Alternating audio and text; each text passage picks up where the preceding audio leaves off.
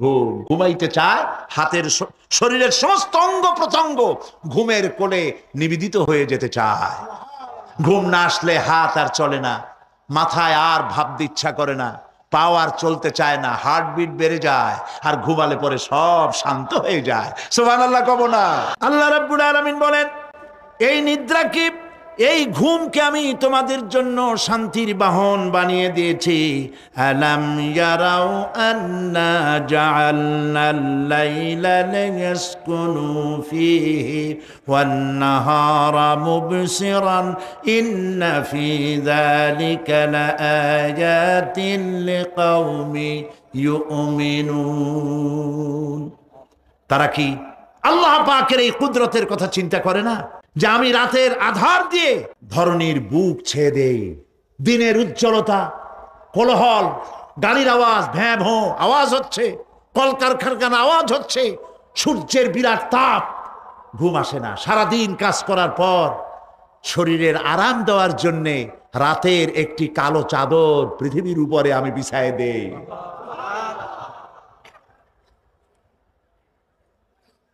আর মানুষ আরাম গ্রহণ করে, শুধু মানুষ না, সব প্রাণী আরাম গ্রহণ করে। সুবহানাল্লাহ। এবং এরপরে দিনের আলো দিয়ে উদ্ভাসিত করি, যেন বিশ্রামের পর নতুন করে আবার কাজের সমস্ত উদ্দীপনা নিয়ে নতুন করে কাজে ঝাঁপিয়ে পড়তে পারে। কয়েক ঘন্টা অথবা সারাদিন হাড় ভাঙা খাটুনি খেটেছে, রিক্সা চালায়ছে, গাড়ি চালায়ছে, আড়াই মনের বস্তা মাথায় করে টেনেছে, চিন্তা ভাবনা করেছে। এরপরে যখন এই লোকটি কয়েক ঘন্টা মাত্র নিদ্রা গেল, আরাম পেল, মস্তিষ্ক হালকা হয়ে গেল, হার্টবিট কমে গেল, হাতের পায়ের কর্মোদ্দীপনা বেড়ে গেল, নতুন করে আবার কাজ করার জন্য সুযোগ এসে গেল। দুনিয়ার মানুষকে কর্মক্ষম রাখার জন্য আল্লাহ পাক ঘুমকে বানিয়েছেন নিয়ামত। সুবহানাল্লাহ বলে। ওয়ামিন আয়াতিহি মানামুকুম বিল্লাইলি ওয়ান নাহারি ওয়াবতিগাউ মিন ফাদলি। আল্লাহ পাক বলেন, তোমাদের রাত আর দিনের বেলায় নিদ্রা যাওয়া, এবং এটাই হচ্ছে তার অনুগ্রহ। রাত আর দিনের নিদ্রা যাওয়ার পরে আমার অনুগ্রহ অর্থাৎ রিজেক তালাশ করার জন্য শরীরের ভিতরে, মনের ভিতরে, হাত পায়ের মধ্যে কর্মের উদ্দীপনা আমি তোমাদের দিয়ে দেই।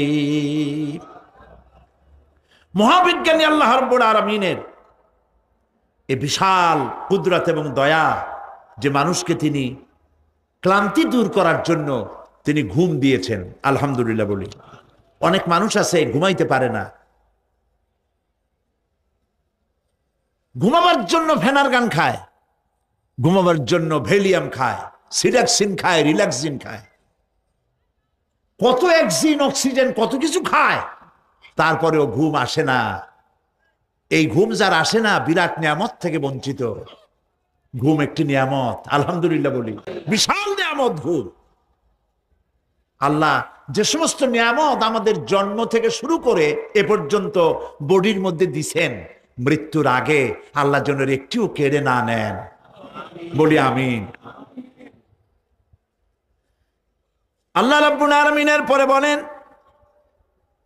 ওয়াজআলনাল লাইলা লিবাসা ওয়াজআলনান নাহারা মাআশা। আর রাতকে করেছি আচ্ছাদন, আবরণ, দিনকে রুজি কামাবার জন্য ব্যবস্থা করে দিয়েছি। দিনের বেলা রুজি কামাবেন, দিনের বেলায় ঘুমায় থাকবেন না। বহুত মানুষ আছে সকালবেলায় ঘুম দিল, 12টা-1টা বাজে গেল। উর্দুতে ছোটবেলায় পড়েছিলাম, জিসনে সোয়া উসনে খোয়া, যে ঘুমাইলো সব সর্বনাশ করলো। অসময় ঘুমানো, অসময় ঘুমানো সর্বনাশ হয়ে যাবে সব। এই জন্য আল্লাহ পাক বলেছেন, দিনটারে বানাইছি রুজি কামাবার জন্য। রুজি কামাও, রুজি কামানো এটা একটা ইবাদত। রুজি কামানো কি?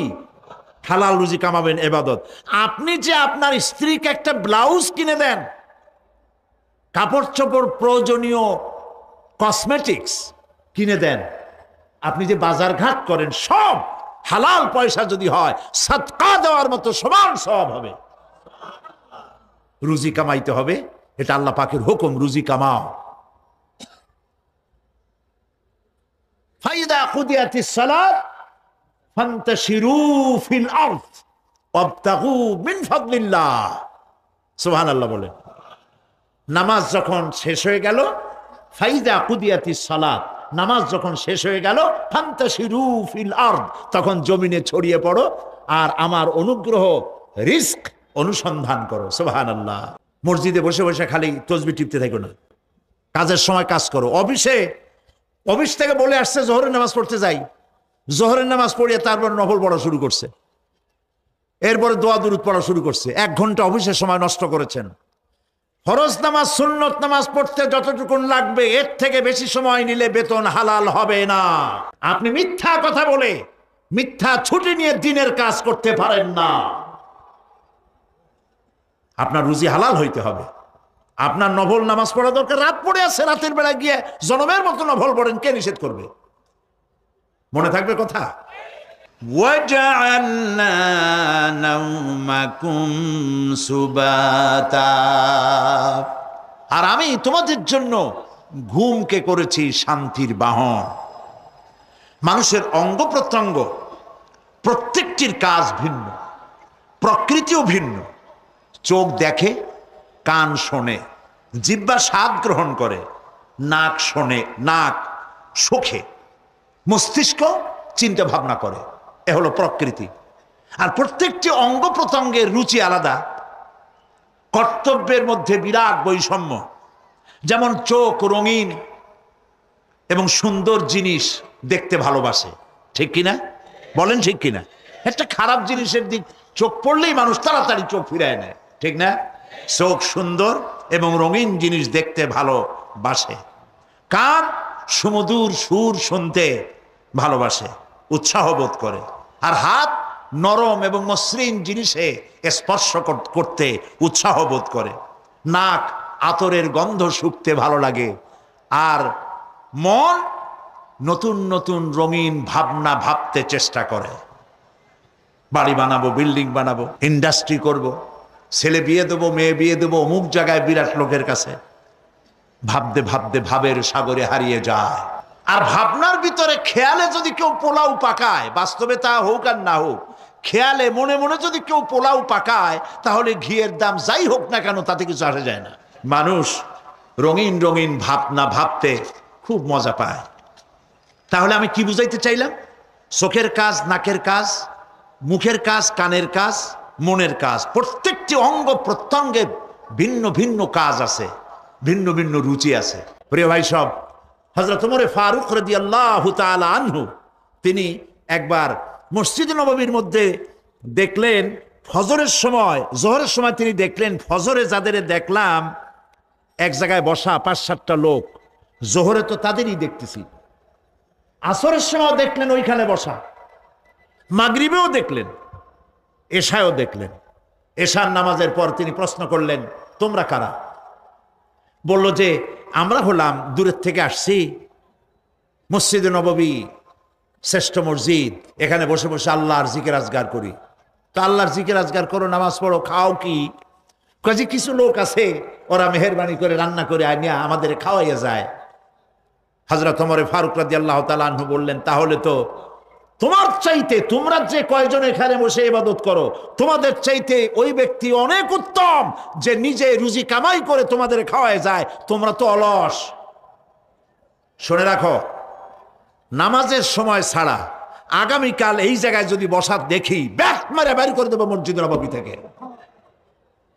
ইসলাম কাজের প্রতি উদ্দীপনা দিয়েছে, ইসলাম কাজের ট্রেনিং দিয়েছে। সুবহানাল্লাহ বলে কাজ করো আর খাও।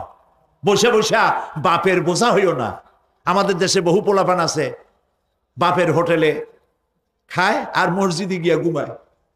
খুব সহজ কাম। কেন এরকম করো বাবাজি? কয় চাকরি পাই না। আচ্ছা চাকরি পাও না, চাকরি তো আমাদের দেশে এক সোনার হরিণ।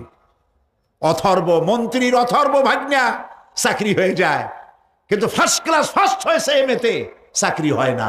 এটা দেশের কপাল, এটা দেশের দুর্ভাগ্য। কিন্তু চাকরি পাও নাই বলে বাপের ঘাড়ের বোঝা হয়ে থাকবা, বউতে তোমার ঘুম দেখা বউ একা একা কানবে, আল্লাহ কোন উল্লুকের সাথে বিয়ে হইল আমার, সারাদিন ঘুমায়। প্রিয় ভাই সব, চাকরি পান নাই তো অসুবিধা কি? আপনি বাসের ড্রাইভার হন, আপনি সিনেমা দাম বেচেন, আপনি জমিন চাষ করেন, জমিন চাষ করা লজ্জা। এই পৃথিবীর প্রথম মানুষ আদম আলাইহিস সালাম জমিন চাষ করেছেন, ইদ্রিস আলাইহিস সালাম দর্জিগিরি করেছেন, দাউদ আলাইহিস সালাম কর্মকার হয়ে লোহা দিয়ে অস্ত্র তৈরি করেছেন, নবী করিম সাল্লাল্লাহু আলাইহি ওয়াসাল্লাম ব্যবসা করেছেন। কাজী বেকার যুবকদেরকে বলতে চাই, বাপ আর শ্বশুরের বোঝা হয়ে থাকার মতো লজ্জার জিনিস আর কিছুই নাই। বাপের কামাই খাওয়া লেখাপড়া শেখার পর তোমার জন্য জায়েজ নাই। কাজ করো, কাজের অভাব নাই, হালাল কাজ করো, রুজিতে আল্লাহ বরকত দিয়ে দিবেন। আমার দেশের জমিন এত ভালো, বলার আগেই কোন সুবহানাল্লাহ। সারমার লাগে না, যেখানে সেখানে লাঙ্গল শাবলের দরকার নাই। আঙ্গুল দিয়ে মাটি খুঁচিয়া ঘরের কোনায় আঙ্গুল দিয়ে মাটি খুঁচিয়া কদুর বিচি লাগাই দেন, 3 দিন পরে 2 পাতা, 6 দিন পর লতা, 10 দিন পর ফুল, 2 সপ্তাহের মাথায় কদু। সুবহানাল্লাহ। এই আল্লাহর দেওয়া এত সুন্দর কদু খাইয়া কয় সাদের লাউ বানাইলো বই রেখে, তো একটু আলহামদুলিল্লাহ কইল না। জমিন উর্বর। ওয়াজাআলা বাইনাকুম মাওয়াদ্দা, আর তোমাদের মধ্যে আল্লাহ পাক ভালোবাসা সৃষ্টি করেছেন। এই কথা বলার এর ব্যাখ্যা কি? ভালোবাসা সৃষ্টি করেছেন এর ব্যাখ্যা এরকম হতে পারে, কয়েক রকম। আমি যেটা জেনেছি সেটি হচ্ছে এরকম, ভালোবাসা সৃষ্টি হওয়ার তো কথা ছিল না। এক পর্যায়ে ভালোবাসা থাকবে কোন একটি বিশেষ সময়, বাকি সব সময় ঝগড়া হবে, এটাই হওয়া স্বাভাবিক ছিল। ধরুন মেয়ের বাড়ি চট্টগ্রাম, ছেলের বাড়ি বরিশাল। মেয়ে শুটকি খেতে খুব পছন্দ করে, ছেলের গন্ধও সহ্য করতে পারে না। ছেলে বলে খড়ে জাত দে, আর মেয়ে বলে খড়ে জাত দে, আর ছেলে বলে যে কমে যাও। মানে একজন আর একজনের ভাষার সাথে মিল নাই। কথা ঠিক কিনা বলেন? ভাষার সাথে মিল নাই, রুচির সাথে মিল নাই। একজনের টক পছন্দ করে আর একজনের টক সহ্য করতে পারে না, আর একজনের শুটকি খায় আর একজনের শুটকি পছন্দ করে না। কাজী রুচি আর অভ্যাস ইত্যাদি দিয়ে সারাদিন স্বামী স্ত্রীর মধ্যে ঝগড়া হওয়া স্বাভাবিক ছিল, ঠিক না? আল্লাহ পাক বলেন সেখানে আমি এই স্বামী স্ত্রী যখন হয়ে যায় তখন দুজনের মধ্যে আমি ভালোবাসার সৃষ্টি করে দেই। আর সে ভালোবাসা এমন পর্যায়ে চলে যায়, স্ত্রী তার স্বামীর জন্য জীবন দিতে চায়, স্বামী তার স্ত্রীর জন্য জীবনের সবকিছু উজাড় করে দিতে চায়। ওয়াজআলা বাইনাকুম মাওয়াদ্দা, এরপরে সৃষ্টি করি রাহমান। ওই ভালোবাসা ছিল যৌবন কেন্দ্রিক, বিশেষ এক উদ্দেশ্যকে সামনে রেখে। কিন্তু যখন যৌবনে ভাটি লাগলো তখন ওই উদ্দেশ্য আর থাকলো না। তখন আল্লাহ পাক বলেন এই সময় তো দুজনের মধ্যে রাগারাগি, খেসাখেসি ইত্যাদি হয়, স্বাভাবিক ছিল, কিন্তু তা হইল না। আমি রহমত দিলাম, করুণা দিলাম। এখন বুড়ারে ছাড়ে বাঁচে না, আর বুড়াও বুড়িরই ছাড়া বাঁচে না। তাও আমরা সুবহানাল্লাহ কব না। এইসব কথা শুনিয়া সুবহানাল্লাহ যদি বলানো লাগে কইয়া কইয়া, তাহলে তো বড় সমস্যার কথা। শুনলেন কি আর বুঝলেন না কি? প্রিয় ভাই সব, আমি বুঝতে পারছি আপনারা বলেন ঠিকই, তবে শুনতে শুনতে মোহমুগ্ধ হয়ে বলার সময় পান না। আলহামদুলিল্লাহ, বলি আলহামদুলিল্লাহ। তো আল্লাহ রাব্বুল আলামিন পরস্পরের মধ্যেই ভালোবাসা সৃষ্টি করলেন। এটি আল্লাহ পাকের আয়াত। এটা আল্লাহ পাকের কি বলুন? আয়াত মানে কি? নিদর্শন। আমার ভাইরা, আমার নিজের জীবনের এক দৃষ্টান্ত আমি প্রায় বলি লোকদেরকে। ছোটবেলায় মাদ্রাসা থেকে বাড়ি ফিরতেছি, তখন গয়নার নৌকা, লঞ্চ নাই, নৌকা। সেই নৌকা বিরাট লম্বা নৌকা, 4-5 জনে দাঁড় বায়, বড় বড় লম্বা লম্বা দাঁড়, ছিপ নৌকা, খুব লম্বা নৌকা। এই নৌকাগুলি প্যাসেঞ্জার বহন করে। স্টেশন আসতে পরে ঢোল পিঠায়, মানুষ এসে ওঠে। রাতের বেলায় চলতে হয়, রাতেই এগুলো চলতো বেশি, আজকাল এগুলি আর নাই। সেই নৌকার মাঝখানে থাকতো বাঁশ পোতা, 2 দিকে মানুষ শোবে, নৌকার 2 দিকে মাথা দিয়ে, 1 দিকে পা দিয়ে শোবে। ছাত্র জীবন, শুয়ে আছি এরকম করে, কিন্তু পা লম্বা করা যায় না। পা লম্বা করলে আর একজনের বুকের উপরে গিয়ে ওঠে। এভাবে করে পা কতক্ষণ গোটো করে রাখা যায়? কিছুক্ষণ পর মনের মধ্যে চিন্তা জাগলো যে আল্লাহ, হাঁটুতে তো ব্যথা করতেছে, এই হাঁটুগুলি যদি নাট বল্টুর মতো মোড়ায় মোড়ায় খোলার সিস্টেম করে দিতে, তাহলে তো এখন কষ্ট হতো না। ঠ্যাংডারে মোড়াইয়া খুলিয়া তারপরে ব্যাগের মধ্যে ভরিয়া বালিশের কাজ হতো, ঠ্যাংও ব্যথা করতো না। ছাত্র হলে যত চিন্তা মাথার মধ্যে আসে, এইসব চিন্তা, কেনুর মধ্যে একটা মুড়ি পেঁয়াজ হইলে ভালো হইতো, এইসব চিন্তা করতেছে। চিন্তা করে করে এক ফাঁকে ঘুম এসে গেল। সকালবেলায় নৌকা যখন ফিরেছে স্টেশনে, ঘুম ভেঙে গেল যাত্রীদের চিৎকারে। একজন বলছে আমার মানি ব্যাগ চুরি হয়েছে, আর একজন বললো আমার হ্যান্ড ব্যাগ গেছে, আর একজন বলছে আমার ব্রিফ কেস গেছে, চোরে নিয়ে গেছে।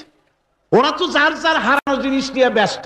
আমি তখন তওবা করতেছি যে আল্লাহ, আমার বুদ্ধিমতো যে বুদ্ধি রাত্রে করলাম, এই বুদ্ধিমতো যদি মানুষের হাতে এবং কেনুতে থাকতো নাট বল্টুর মতো করে মুড়ি পেঁয়াজ দেওয়া, আর ওইগুলি যদি থাকতো ব্রিফকেসের মধ্যে, হ্যান্ড ব্যাগের মধ্যে, তাহলে তো সকালবেলায় শুনতাম কেউ বলতো যে আল্লাহ আমার তো ঠ্যাং চুরি হয়ে গেছে, কেউ বলতো আমার তো হাত চুরি হয়ে গেছে। আল্লাহ আল্লাহ আল্লাহ আল্লাহ, আল্লাহু আকবার। আল্লাহ সুবহানাহু ওয়া তাআলা কি সুন্দর করে তৈরি করেছেন। এত হাল তারা মিন ফুতুর, আমার সৃষ্টি নৈপুণ্যতার ভেতরে কোনো ভুল দেখতে পাও? কোনো ভুল পাবে না। আমার সৃষ্টি নৈপুণ্যতার ভেতরে কোনো ভুল নাই। সুবহানাল্লাহি বিহামদিহি, সুবহানাল্লাহি বিহামদিহি। এত সুন্দর করে আল্লাহ সুবহানাহু ওয়া তাআলা মানুষ সৃষ্টি করলেন। খালাকাল ইনসান আল্লামাহুল বায়ান, তিনি মানুষকে কথা বলা শিখিয়েছেন, তিনি মানুষকে সৃষ্টি করেছেন এত সুন্দর করে, চামড়া দিয়ে, সুন্দর করে চোখ দিয়ে, চুল দিয়ে, মুখ দিয়ে, কি সুন্দর করে বানিয়েছেন। সুবহানাল্লাহ। দেখুন, পায়ের তালুর চামড়া একরকম, তলার চামড়া আর এক রকম, বুকের চামড়া একরকম, পিঠের চামড়া আর এক রকম, ঠিক কিনা কর? পায়ের উপরের যে চামড়া, ওই চামড়াটা যদি পায়ের তলায় হতো, 2 দিনও হাঁটা যেত না। প্রতি সপ্তাহে 3 বার করে হাফসুল করা লাগতো। কোন ঠিক কিনা? আল্লাহ সুবহানাহু ওয়া তাআলা যেখানে যেটা দরকার তাই দিয়েছেন। আর ওরা বলে কি, কয় যে আল্লাহ নাই, দেয়ার ইজ নো গড। ছাগল কোথাকার। গ্যাগারিন বলেছেন, ইউরি গ্যাগারিন প্রথম মহাশূন্যচারী, মহাশূন্য পরিভ্রমণ করে এসে বললেন যে মহাশূন্যের লক্ষ লক্ষ মাইল পরিভ্রমণ করে এলাম। মহাশূন্যে হিন্দুরা যাকে ভগবান বলে, খ্রিস্টান যাকে গড বলে, মুসলমানেরা যারা আল্লাহ বলে, এই লক্ষ লক্ষ মাইলের কোন জায়গায় অস্তিত্ব দেখলাম না। কিসের আল্লাহ, কিসের গড? নাউযুবিল্লাহি মিন যালিক। কত বড় ছাগল! তুমি দেখো আল্লাহ রে, তুমি তো নিজের শরীরই নিজে দেখো না। আমরা কি আমাদের নিজের শরীরটা দেখি? আয়নার সাহায্য ছাড়া ঘাড়টা কেমন, হিপটা কেমন, ব্যাকটা কেমন, পেছনের উরুটা দেখতে কেমন, আজ পর্যন্ত আয়নার সাহায্য ছাড়া দেখতে পারি নাই। নিজের শরীরটাই দেখতে পারি নাই, আর এই শরীরের স্রষ্টাকে দেখতে চাই। সাহস তো কম না পাগলের। আল্লাহ সুবহানাহু ওয়া তাআলা তিনি মানুষকে সৃষ্টি করেছেন, কত সুন্দর করে তিনি বানিয়েছেন। একবার লক্ষ্য করে দেখো, শুকরিয়া আসবে আল্লাহর দরবারে, মাথা নত হয়ে আসবে। কি সুন্দর করে আল্লাহ পাক বানিয়েছেন। মানুষের শরীরে কিডনি লাগবে 2টি, কিডনি লাগবে 1টা। কিডনি কি? কিডনি হচ্ছে আপনার পেশাবকে ছেঁকে বের করে দেয়, একটা দারুণ জিনিস আপনার শরীরের জন্য। কিডনি যদি ইনঅ্যাক্টিভ হয়ে যায়, হাত পায়ে পানি এসে হাত পা ফুলে আপনি মৃত্যুর দিকে এগোতে থাকবেন। এই কিডনি, এই ছাকনি মাত্র 1টা হলে চলে, কিন্তু আল্লাহ পাক ছাকনি, এই কিডনি দিয়েছেন 2টো। কটা দিলেন? 2টো। একটা যদি কখনো ডিসঅর্ডার হয়ে যায়, আর একটা দিয়ে যেন আমার বান্দা কাজ চালায় নিতে পারে। সুবহানাল্লাহ বিহামদিহি, সুবহানাল্লাহ। চোখ তো একটা হলেও হয়, কিন্তু আল্লাহ চোখ দিলেন 2টো। কটা দিয়েছেন? 2টো চোখ দিয়েছেন, 2টো কান দিয়েছেন। আমি অবাক হয়ে গিয়েছি যখন আমার ছেলের চিকিৎসা চলতেছিল সিঙ্গাপুর মাউন্ট এলিজাবেথ হসপিটালে। 7টা অপারেশন হয়েছে। আমার ছেলে কারিবুল মত, একেবারে মৃত্যুর দুয়ারে চলে গিয়েছিল। 7টি অপারেশন, 40 ব্যাগ রক্ত লেগেছে। 2.5 ফিট তার ইন্টেস্টাইন কেটে ফেলেছে, 2.5 ফিট খাদ্যনালী কেটে ফেলে দিয়েছে। আমি ডাক্তারকে জিজ্ঞেস করলাম, সার্জনকে, 2.5 ফিট তার খাদ্যনালী তুমি কেটে ফেললে, তা আমার এই ছেলে খেয়ে হজম করবে কি করে? তার খাওয়াটাও প্রবলেম হবে না? ডাক্তার আমাকে যা বলল, শোনা মাত্র আমার চোখে পানি এসে গেল। ডাক্তার বলল, তুমি জানো না আমি তো মাত্র 2.5 ফিট কেটেছি।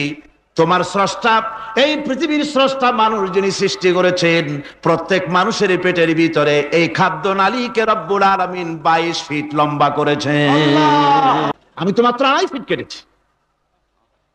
কোন প্রয়োজনে যদি কাটতে কাটতে আরো কাটা হয়, 10 ফিটও কাটা হয়, কষ্ট হবে না। সুবহানাল্লাহ বিহামদিহি।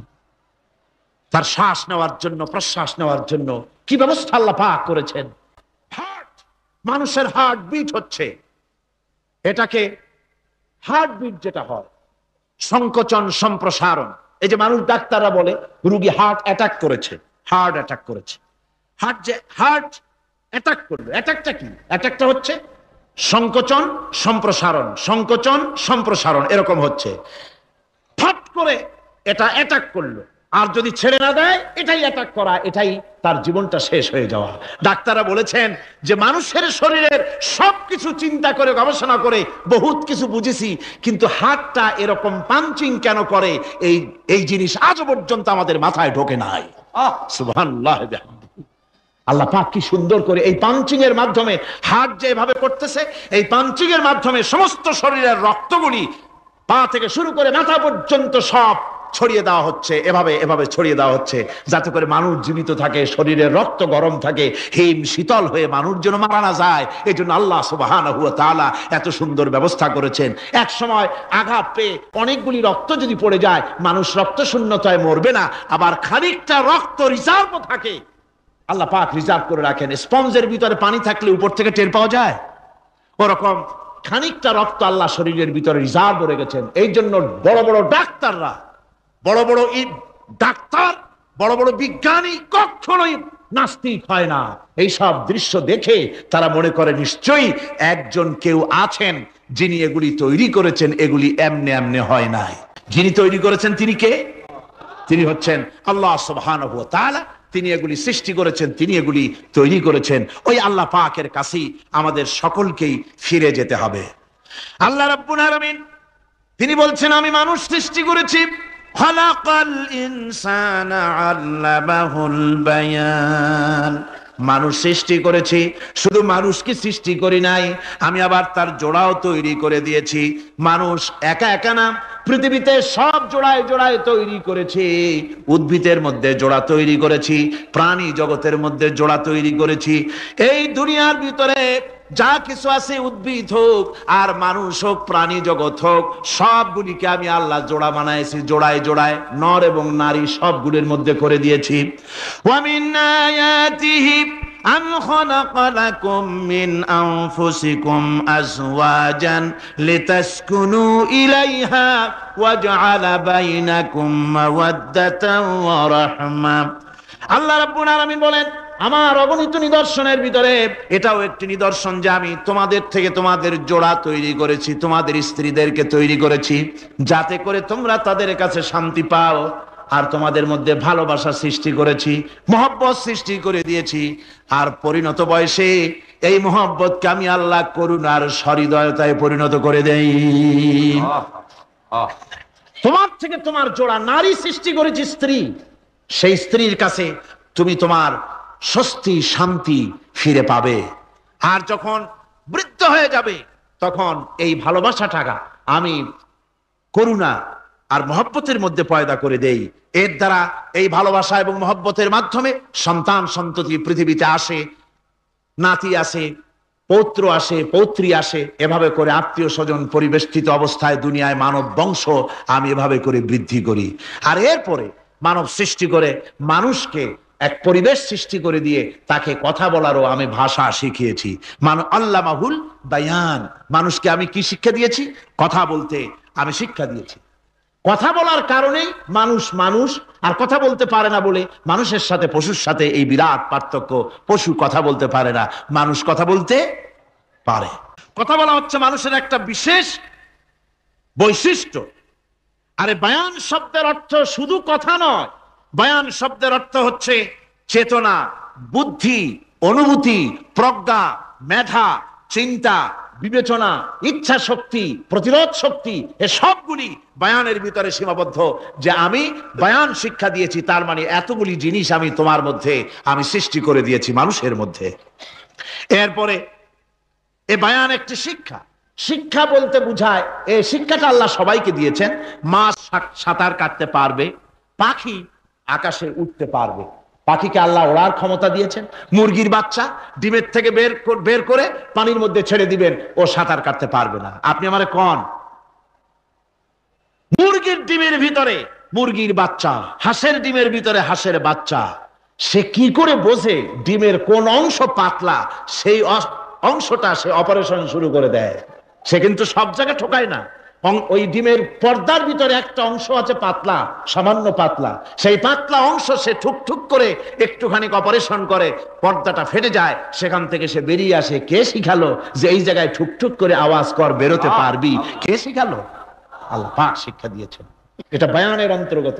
মানুষকে দিয়েছেন বয়ান, ওকে দিয়েছেন শিক্ষা। হাঁসের বাচ্চা পানির ভিতরে ছেড়ে দিলে ওকে সাঁতার কাটতে হবে, কে শিখালো? আল্লাহ পাক। বাতাসে পাখিরা উড়ে বেড়ায় ডানা মেলে। আওয়ালাম ইয়ারাও ইলা তায়রি সাফাতিন ওয়া ইয়াকবিদনা মা ইউমসিকুহুন্না ইল্লার রহমান। দেখে নাকি তারা পাখিটি কেমন? মেলি দুটি লঘু ডানা, উড়িয়া বেড়ায় শূন্যের পরে নাহি তার কোনো মানা। আবার সে ডানা গুটাইয়া চলে কিন্তু পড়ে না তবু, বলকে বাতারে শূন্যে রাখিছে ভিন্ন সে এক প্রভু। প্লেনের মতো, এরোপ্লেনের মতো, দেখছেন না পাখিগুলি এরকম এরকম করে ওড়ে। আবার কখনো উঠতে গিয়ে আর ডানা দোলায় না, দুটো ডানা শরীরের সাথে মিশাইয়া একেবারে রকেটের মতো উড়ে চলে যায়, কিন্তু পড়ে যায় না। কে তাকে শূন্যের উপরে রেখেছে? জোরে কন, কে রেখেছে? এই ট্রেনিং আল্লাহ পাক তাকে দিয়েছেন। আল্লাহ পাক তাকে এই শিক্ষা দিয়েছেন। এই শিক্ষা, পানিতে সাঁতার কাটবে মাছ, বায়ুতে ভেসে বেড়াবে পাখি, তারপরে মানুষের চোখের পলক পড়বে, পাকস্থলী হজম করবে, এসব শিক্ষা আল্লাহই দিয়েছেন। প্রত্যেকটা জিনিসকে সৃষ্টি করেছেন, আর তার কাজটাও কিভাবে হবে তাও আল্লাহ পাক শিখিয়ে দিয়েছেন। এই জন্য শুধুমাত্র এই শিক্ষাটুকুনি নয়, মূল শিক্ষা হচ্ছে আল্লামাহুল বায়ান।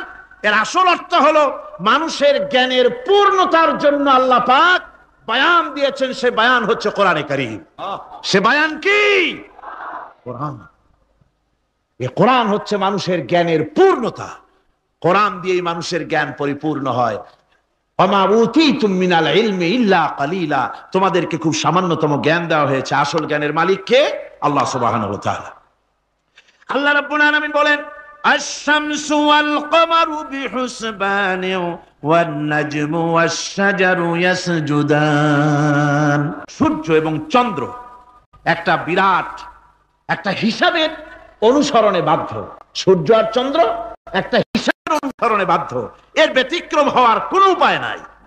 সূর্য এবং চন্দ্র তার আপন আপন কক্ষপথে ঘুরবে, ইচ্ছে মাফিক সূর্য চন্দ্র ঘুরতে পারবে না।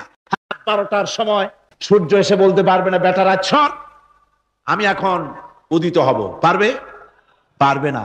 দিনের দুপুরের সময় রাত এসে মাথা চাড়া দিয়ে জাগাতে পারবে না, দিন সরে যা আমি এখন সবটাকে রাত বানায় দেব, পারবে না।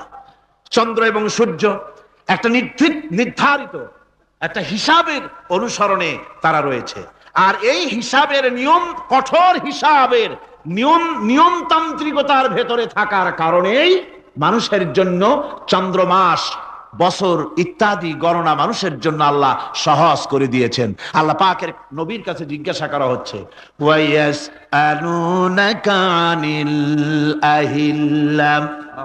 ও নবী, আপনাকে প্রশ্ন করা হয় চাঁদ সম্পর্কে।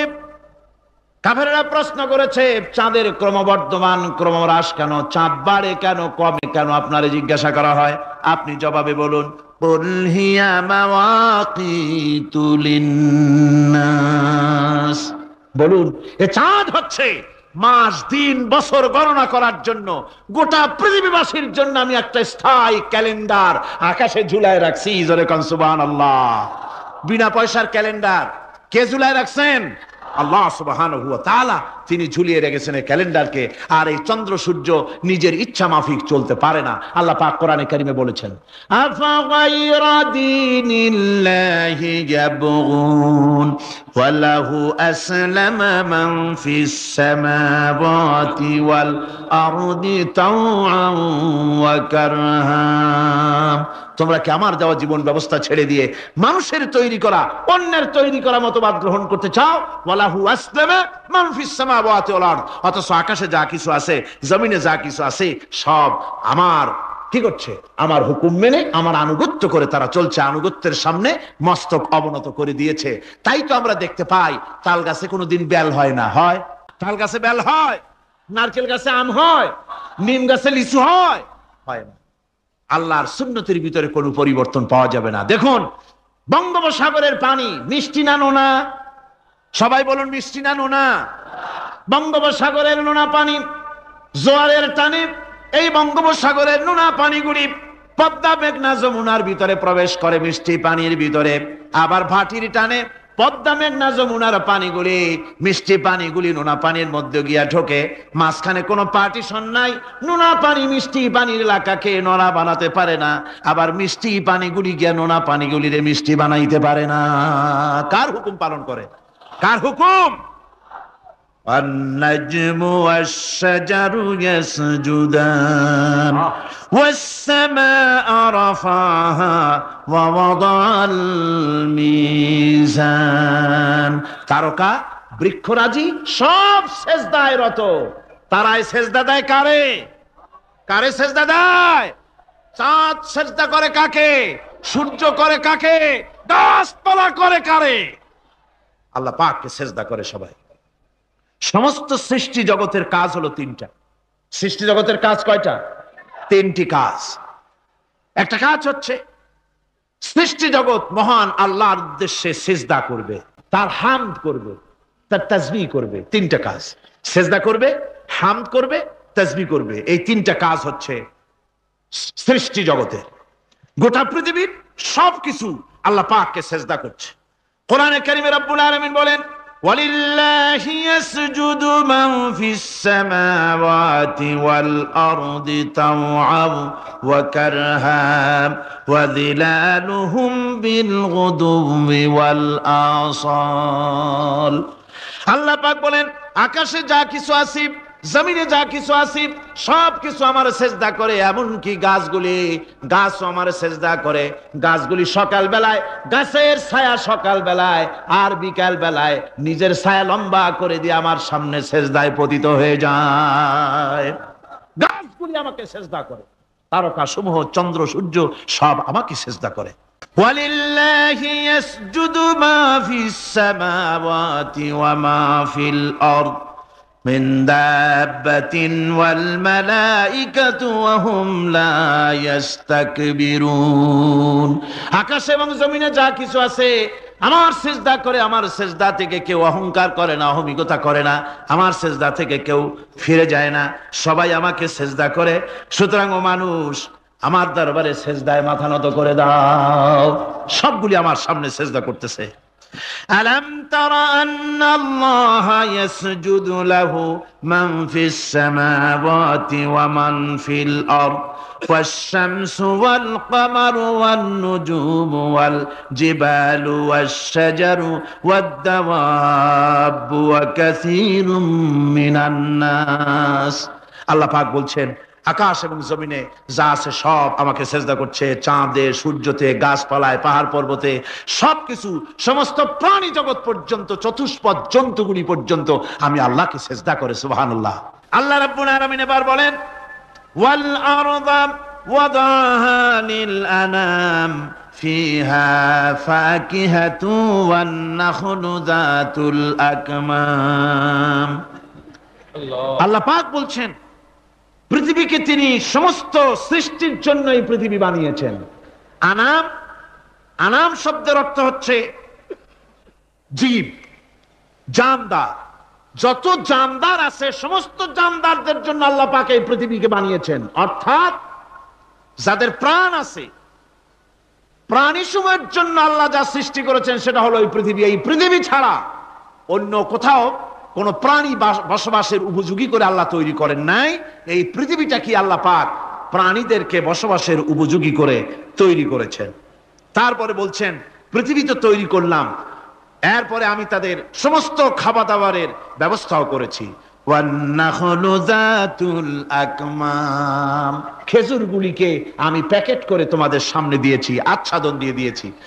খেজুরের কথা এখানে বলা হয়েছে, শুধু খেজুর খেজুর নয়, খেজুর, আঙ্গুর, বেদানা, আপেল, যত খাবার আমাদের সামনে আল্লাহ দিয়েছেন সমস্ত খাবারগুলি প্যাকেট করা। জোরে বলেন কি করা? প্যাকেট করা। কি মহব্বত করে আল্লাহ দিয়েছেন। কলা বলেন, তাল বলেন, বেল বলেন, সব খাবারগুলিকে আল্লাহ পাক প্যাকেট করে মানুষের সামনে হাজির করেছেন। কারণ ওয়ালাকাদ কাররামনা বানি আদমা, যেহেতু আদম সন্তানকে আমি সম্মানিত করেছি, তাই আদম সন্তানের সামনে, ভদ্র সম্মানিত মেহমানের সামনে যত খাবার দিলাম সব খাবারগুলিকে আমি গুছিয়ে সুন্দর করে সাজিয়ে আমি কভার করে তোমার সামনে পেশ করেছি। ওয়াল হাব্বুজুল আসফি ওয়ার রাইহান, এরপরে দানা দিয়েছি, ভুসি দিয়েছি।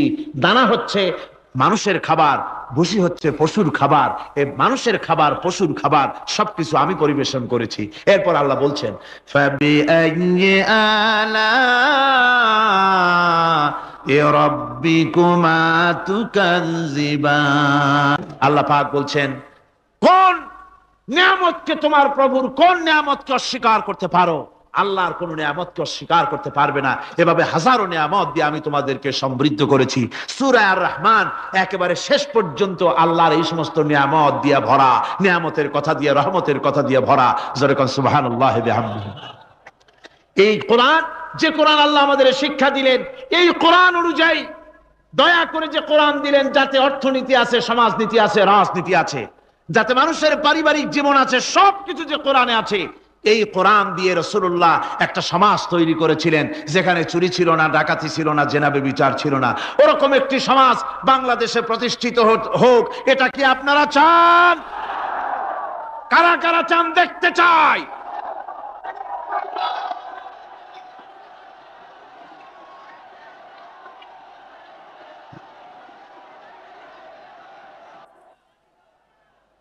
আলহামদুলিল্লাহ, সবাই কোন আলহামদুলিল্লাহ। আদব রক্ষা করুন, আদব রক্ষা করুন, তাড়াতাড়ি বসুন, তাড়াতাড়ি। আলহামদুলিল্লাহ। আমি বুঝছি ওই এক বুড়ি আছাড় খেয়ে পড়ে গেছিল, বললো যে পড়লাম যখন তিনি একটু পান খায়নি, মানে স্লোগানের সুযোগ যখন পাইলাম একটু দাঁড়ায় কোমরটা সোজা করে নি। মন্দ না, ভালোই করেছে। আল্লাহ পাক বলছে খলাকাল ইনসানা আল্লামাহুল বায়ান, আমি মানুষকে সৃষ্টি করেছি। দেখো তোমার নিজের দিকে তাকাও। ফালয়ানজুরিল ইনসানু মিম্মা খুলিক, কিভাবে মানুষ তোমাকে সৃষ্টি করা হলো একবার তাকায় দেখো, তোমার শরীরের দিকে একটু তাকায় দেখো তো কেমনে আমি বানাইলাম, কিভাবে তৈরি করলাম, লক্ষ্য করো। এই যে মাথা, এই মাথাটার ভিতরে আছে মগজ, ব্রেইন। বিজ্ঞানীরা বলেছেন এতে 1000 মিলিয়ন নার্ভ সেলস আছে। এর মধ্যে 1000 মিলিয়ন নার্ভ সেল। সেল হচ্ছে CELL, সেল। সেল মানে কোষ। এই 1000 অনুভূতি কোষ, 1000 মিলিয়ন অনুভূতি কোষ রয়েছে মাথার ভেতরে। মস্তিষ্কের এসব কোষগুলি, এসব সেলগুলি, তার মধ্যে আবার আছে নার্ভ ফাইবার, অর্থাৎ সূক্ষ্ম সূক্ষ্ম নার্ভ সুতা সমগ্র শরীরের মধ্যে তা ছড়িয়ে দেওয়া আছে। এই সূক্ষ্ম সুতার মাধ্যমে ঘন্টায় 70 মাইল বেগে শরীরের প্রত্যেকটা অঙ্গ প্রত্যঙ্গের খবর মস্তিষ্কের মধ্যে চলে যায়। সুবহানাল্লাহ ওয়া বিহামদিহি। আপনার পায়ে যদি কাটা ফোটে, শরীরে যদি ব্যথা লাগে, ঘন্টায় 70 মাইল বেগে সূক্ষ্ম সূক্ষ্ম যে তারগুলি আল্লাহ দিয়েছেন, ওই তারের মাধ্যমে আপনার মাথায় চলে যায়। মস্তিষ্কে গেলে পরে তড়িৎ গতিতে সিদ্ধান্ত হয় কাটা তুলতে হবে। অথবা একটা সাপ দেখেছেন, সাপ প্রথম চোখ দিয়ে দেখলেন, চোখ, এই চোখের ভিতরে আপনার 130 মিলিয়ন লাইট রিসেপ্টর আছে, অর্থাৎ বিভিন্ন দৃশ্যকে, ছবিকে ক্যাচ করার মতো 130 মিলিয়ন লাইট রিসেপ্টর গ্রহণযোগ্য মেশিন রয়েছে চোখের ভিতরে। চোখ দিয়ে সাপ দেখলেন, চোখের ভিতরে রয়েছে আবার অসংখ্য তার। এই অসংখ্য তার ব্রেনের সঙ্গে জুড়ে দেওয়া আছে। চোখ সাপ দেখলো, 70 মাইল বেগে প্রতি ঘন্টায় এই খবর তড়িৎ প্রবাহের মতো মস্তিষ্কের ভেতরে চলে গিয়েছে। মস্তিষ্ক সঙ্গে সঙ্গে ডিসিশন দিচ্ছে, দৌড় মারো, অথবা লাঠি হাতে নাও, অথবা যে কোনো একটা পজিশন তাকে সাথে সাথে সিদ্ধান্ত দিয়ে দিচ্ছে। জোরে বলেন সুবহানাল্লাহ। এই অনুভূতি শক্তি যদি আল্লাহ পাক না দিতেন মানুষের শরীরে, পায়ের মধ্যে পাথর ঢুকলে, কাঁটা তো কাঁটা, পাথর ঢুকলেও টের পাইতাম না। আল্লাহ পাক এই ব্যবস্থা করে দিয়েছেন মস্তিষ্কের মধ্যে এতগুলি সেল, প্রত্যেকটা সেলের আলাদা আলাদা কাজ। সুখ, দুঃখ, ভালোবাসা, মোহাব্বত, আনন্দ, স্বাদ ইত্যাদি জিনিসের অনুভূতি মস্তিষ্কের ভেতর থেকেই হয়। এখানে সেগুলি রেখে দেওয়া হয়েছে। তারপরে রয়েছে এই মস্তিষ্কের ভেতরে মেমোরি, স্মৃতি, স্মৃতি শক্তি। দেখুন টেপ রেকর্ডার, টেপ রেকর্ডারে ওয়াজগুলি রেকর্ড হচ্ছে, তাফসীর রেকর্ড হচ্ছে। কিছুদিন পর ওই রেকর্ডের উপরে আর একটা কথা যদি উঠান, তাহলে প্রথম কথা থাকবে? প্রথম গান বা ওয়াজ থাকবে? নষ্ট হয়ে যাবে। কিন্তু আল্লাহ রাব্বুল আলামিন আপনার আমার মাথার ভিতরে এমন এক ফিতা দিয়ে দিয়েছেন, এমন একটা মেমোরি ফিতা দিয়েছেন, যেই ফিতার ভিতরে হাজার হাজার, লক্ষ লক্ষ, কোটি কোটি সমস্ত কথাগুলি ধরবে, আপনি মুখস্থ করতে পারবেন। আগে যা মুখস্থ করেছেন, পরে মুখস্থ করলে পরে আগেরটা মুছে যাবে না। সুবহানাল্লাহ বিহামদিহি। কি সুন্দর করে মস্তিষ্কের ভেতরে এই মেমোরি শক্তিকে আল্লাহ পাক তৈরি করে দিয়েছেন। চিন্তা করলে মাথা নত হয়ে যাবে আল্লাহর দরবারে। আল্লাহ পাক বলছেন, এই জিনিস আমি তোমার মাথার মধ্যে রেখেছি। দেখুন মানুষ কত কথা বলে, কত বই পড়ে, মানুষের মাথায় যত কথা আছে সব কথা যদি লিপিবদ্ধ হয়, ভলিউম ভলিউম হয়ে যাবে, যা একটা লাইব্রেরিতে ধরা সম্ভব নয়। অর্থাৎ আপনার মাথাটা হচ্ছে একটা বিশ্বকোষ, আপনার মাথাটা হচ্ছে একটা বিরাট বিশ্বজোড়া লাইব্রেরি। জোরে কোন সুবহানাল্লাহ। আপনার মাথায় যা আছে তা আপনার কোনো বিল্ডিং এর মধ্যে ধরবে না, কোনো গ্রামে, কোনো দেশের মধ্যে তা ধরবে না। এত জিনিস আপনার মাথার মধ্যে আছে, ঠিক কিনা? আল্লাহ পাক একটা চোখ আমাদের দিলেন। আল্লাহ রাব্বুল আলামিন বলেন, আলাম নাজআল লাহু আইনাইনি ওয়া লিসানান ওয়া শাফাতাইন ওয়া হাদাইনাহুন নাজদাইন। আমি কি তোমাদেরকে দুটি চক্ষু আর জিহ্বা, আর তোমাদেরকে আমি কি তোমাদের দুটি চক্ষু, দুটি ঠোঁট আর জিহ্বা কি আমি তোমাদের দেই নাই, যা দিয়া তোমরা দেখতে পাও, যা দিয়া তোমরা অনুভূতি, মাথার ভিতরে অনুভূতি জাগে। এই যে দুটো চোখ দিলাম, সুবহানাল্লাহ, সুবহানাল্লাহ বলেন। দুটি চোখ আছে বলে এই সুন্দর পৃথিবী দেখতে পাই। চোখ দুটি না থাকলে পৃথিবী অন্ধকার, মা দেখতে পাবো না, কোরআন দেখতে পাবো না, পৃথিবী দেখতে পাবো না, বাপ দেখতে পাবো না, সন্তান দেখতে পাবো না, দুনিয়াটা মিথ্যা হয়ে যাবে, ঠিক কিনা? ছোট্ট চোখ, 1 থেকে 1.5 ইঞ্চির ভিতরে এত সুন্দর দুটি ক্যামেরা, যে ক্যামেরা দিয়া দুনিয়ার সব কিছুকে ক্যাচ করা যায়, সব ক্যাচ করা যায়। বলুন তো, এমন একটা বাক্স আপনারা কেউ বানায় দিতে পারবে যে বাক্সের ভিতরে হাতি, ঘোড়া, বাঘ, ভল্লুক, ময়না, টিয়া, পাহাড়, পর্বত, নদ, নদী, কীট, পতঙ্গ, তরু, লতা, গাছপালা, গোষ্ঠী সুদ্ধা ধরবে, আরো খানিকটা জায়গা বাকি থাকবে, এরকম একটা বাক্স কেউ বানায় দিতে পারবে? এমন একটা বাক্স পৃথিবীর কোন মিস্ত্রি বানাতে পারবে না। কিন্তু আল্লাহ রাব্বুল আলামিন আপনার আমার কপালের নিচে 1 থেকে 1.5 ইঞ্চির ভিতরে এমন 2টা ফিল্ম বক্স তৈরি করে দিয়েছেন, যা দিয়ে তাকাবেন আপনি কোটি কোটি মানুষ দেখবেন, পাহাড় দেখবেন, সমুদ্র দেখবেন, সূর্য দেখবেন, চন্দ্র দেখবেন। এত কিছু দেখার পরেও চোখের ভিতরে আরো খানিকটা জায়গা ফাঁকা থেকে যায়। কি বিরাট নিয়ামত এই চোখ আল্লাহ পাক আমাদেরকে দান করেছেন। এই চোখকে হেফাজতের জন্য আবার চোখের উপরে সানসেট তুলে দেওয়া আছে। সানসেট ভুরু, আল্লাহ ভুরু লাগায় দিয়েছেন, নিচে একটু হাড় জায়গায় দিয়েছেন, উপরে সানসেট, ভেতরে চোখ, যাতে করে বল এসে লাগলে পরে চোখটা গলে না যায়, আছাড় খেলে পরে চোখটা গলে না যায়, চোখটাকে সেফ সাইডে রেখে দিয়েছেন আল্লাহ পাক সুবহানাহু ওয়া তাআলা। আল্লাহ পাকের কাছে শুকরিয়া তো আদায় করলাম না, আদায় করি। আসুন পড়ি আমরা সবাই, আলহামদুলিল্লাহি রাব্বিল আলামিন। আল্লাহ পাক বলেন, আলাম নাজআল লাহু আইনাইনি ওয়া লিসানান ওয়া শাফাতাইন। জিহ্বা দিলাম আমি তোমাকে, এই জিহ্বার ভিতরে 3000 আস্বাদন স্তর আছে। বিজ্ঞানীরা বলেছেন একটা জিহ্বার মধ্যে 3000 আস্বাদন স্তর আছে। প্রত্যেকটা স্তরের সাথে মস্তিষ্কের সাথে তার লাগানো আছে। জিহ্বায় সব জিনিসের টেস্ট নেবেন, আর তার অনুভূতি, তার স্বাদটা ওখানে টের পাবে মস্তিষ্কের ভেতরে। এই জিহ্বা আল্লাহ পাক দান করে দিলেন মুখের মধ্যে, সুবহানাল্লাহ বিহামদিহি। সব রকমের স্বাদ পান না একরকম? জিলাপির স্বাদ একরকম, রসগোল্লার স্বাদ আর এক রকম, ছানার স্বাদ আর এক রকম, বেলের স্বাদ একরকম, তালের স্বাদ আর এক রকম, মুরগির স্বাদ একরকম, খাসির স্বাদ আর এক রকম, লোট্টা ফিশের স্বাদ একরকম, শুটকির স্বাদ আর এক রকম, কোরাল মাছের স্বাদ আর এক রকম, শাকের স্বাদ আর এক রকম। হাজার হাজার খাদ্য দ্রব্যের স্বাদ এক জিহ্বা দিয়ে আল্লাহ রব্বুল আলামিন নেওয়ার তৌফিক দিলেন। খালাকাল ইনসান, কি সুন্দর করে মানুষ বানালাম। দেখিস না, শুকরিয়া আদায় করিস না, এগুলি দেখবি আর শুকরিয়া আদায় করবি কি সুন্দর করে আমি আল্লাহ তোমাকে সৃষ্টি করেছি। শুধু তাই নয়, আল্লাহ পাক বলেন, ইয়া আইয়ুহাল ইনসানু মা গাররাকা বিরাব্বিকাল কারীম। ও মানুষ, কোন জিনিস তোমাকে ধোকায় ফেলে দিল তোমার মহান প্রভুর ইবাদত থেকে, গোলামি থেকে? কোন জিনিস তোমারে ধোকায় ফেলে দিল? কেন ধোকায় পড়ে গেলে? আল্লাহ রাব্বুল আলামিন তাই বলেন, ইয়া আইয়ুহাল ইনসানু মা গাররাকা বিরাব্বিকাল কারীম। কোন জিনিস তোমাকে ধোকায় ফেলে দিল ওই মহান আল্লাহ রাব্বুল আলামিনের ইবাদত থেকে, গোলামি করা থেকে? কি সুন্দর করে বানালাম। ইসলাম সম্পর্কে সঠিক জ্ঞান পেতে সত্যের পথ চ্যানেলটি সাবস্ক্রাইব করুন।